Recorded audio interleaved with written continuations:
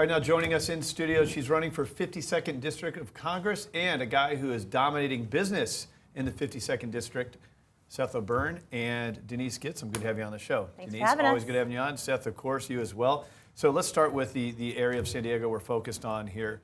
With you, Denise, where is the 52nd District for anyone who doesn't know? Well, I would challenge anyone to a smackdown in claiming that this is the most innovative district in the nation.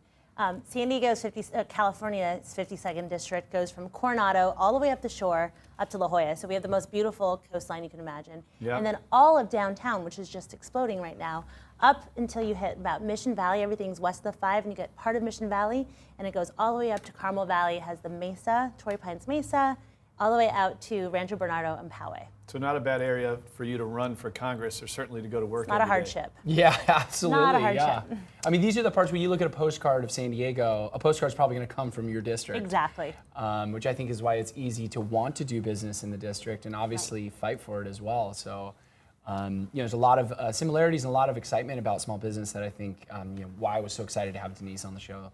Same time. Well, I've gotten to know Denise pretty well. She's a free market type person. You're obviously running for this out of the 52nd District, but you in Congress have to take this to Washington. Right. So how do you communicate the message of San Diego to Washington, It's a which great everybody question. has looked at to see as being pretty broken right now?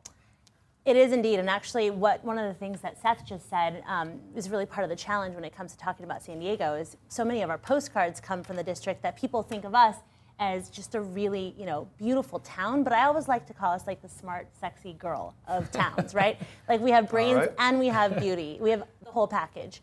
And so, when we talk about what's structurally and fundamentally wrong with Washington, I can't control all of it if I'm elected. When I'm elected, I'll only be one of 435 members of Congress. So there's so much that I can do. But I think with respect to how I'm going to represent this district, it's going to be getting out the message that we are truly the most innovative district in the nation, and I'm going to be supporting small businesses, large businesses, any pro-business agenda that enables us to grow and succeed here at home. And Seth is obviously very dialed into this community, Yeah. in the trenches, for lack of better words. Not only are you a business owner, top producer in real estate, but you're well connected to some of the most influential people down there. So from that perspective, calling San Diego an innovative economy, what do you see out there? How can Denise help the cause? Yeah, you open up the Union Tribune any single day, there's going to be something about our housing prices. Affordability is a huge issue. And, I know I was talking to Denise before we came on the show, and we were talking a little bit about artificially making prices more affordable in this upturn. And that's through, depressing interest rates, tax benefits, tax breaks. That's great, but what about raising wages, creating more jobs, creating an economy? And that's why, over the last several years of being involved with the show, every time I have an opportunity to promote a concept, it's generally bringing another small business owner here in San Diego that we can be proud of and helping support their business, because there's so many great people here in San Diego doing great things. But it is kind of an unsung voice. I think we have an identity crisis, especially in the country as a whole. And what I love about Denise's platform and what she's said and what she's so passionate about is she's giving a voice to all the great people here in San Diego that are really putting their heart into this county. Well, we got the identity of a sexy gal, right? Isn't that what it is? Brains and beauty. Brains and beauty. All right, so California as a whole, though, which I know you're running for the 52nd District, Yeah. we're losing jobs to other We parts of the world. From Texas, obviously overseas, we're seeing that. Obama's talking about inversion. Right. But then Texas and Nevada, where the taxes are lower. So you mentioned higher income levels. How do you innovate? How do you get involved from a political standpoint to keep jobs here, to keep this innovation happening? Which we're doing Right. some good things. There's a lot of cranes. The Idea District, East Village, a lot of cool things, but how do you keep that innovation happening here? The best way to ensure that California succeeds is to ensure that really it's the same formula no matter where you are. And it's really a no-brainer, right? If you make it easier to do business in a place, people are going to come. And that's why when people look at the landscape of where they can go, whether it's California versus Texas or someplace else that has lower taxes, it's a no-brainer for shareholders, and they keep their people accountable at the top.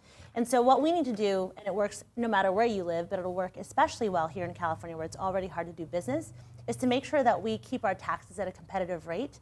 The lower the better. And what that ultimately boils down to, I think, is trust the government, and it's a mentality that says you either trust the government in Washington, D.C. to know better for you and your family and your community, or you trust yourself to know how to invest and use that money wisely to expand your companies, grow, and reinvest. It's really basic. That's what the tax arguments come down to, and in Washington, that's where all the debate is. Well, it's not easy. What is there, 70,000 pages in the tax code? 77,000 pages of the tax code. So as far as this market goes, Seth, at least it's doing well. You mentioned rent prices are going up. That's a challenge. Affordability is a challenge. But at least we are seeing growth, right? Real estate values are going up.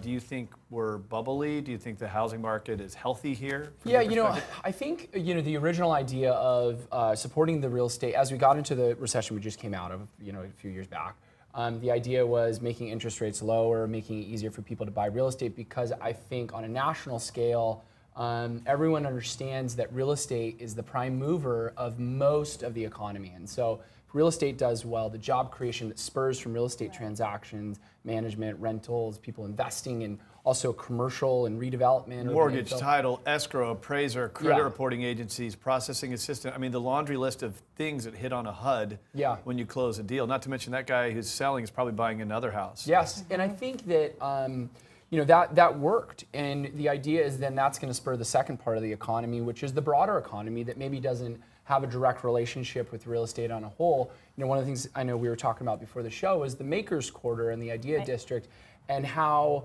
real estate, every great story and every great business has to have an address. Right. And that's what I love. We talked about with the Makers Quarter. I'll let you chat about that a little bit. But creating addresses and creating spaces where small business owners and super small business owners can start and affordably put their mark on the San Diego economy. And what's interesting is there's all this talk about how San Diego's not affordable, prices going up on rent and on real estate. It's kind of a good thing, right? It's a supply and demand thing. That means people want to be here in America's finest city.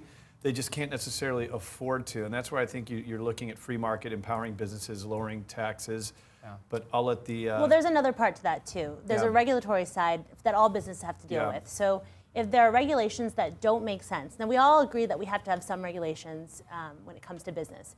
But there are ones that make sense, and then there's ones where the cost-benefit analysis just doesn't make it pan out for anyone. And there are certain regulations that prevent us from developing in places that we probably should. So it's not so much of a pressure cooker in the real estate market here that would allow there to be more supply, which would help bring costs of living down. Yeah. And I'm a big proponent of home ownership, and there's a lot of things we do in Washington, D.C. that help people get into homes, because I believe that is such an important part of having a stake in your community. Yep. Not only, we've talked a lot about the financial side, equity and tax advantages, but it's also a home, you're building memories, you're building community. So, it is really important. I love having you guys in here to talk about such an important issue.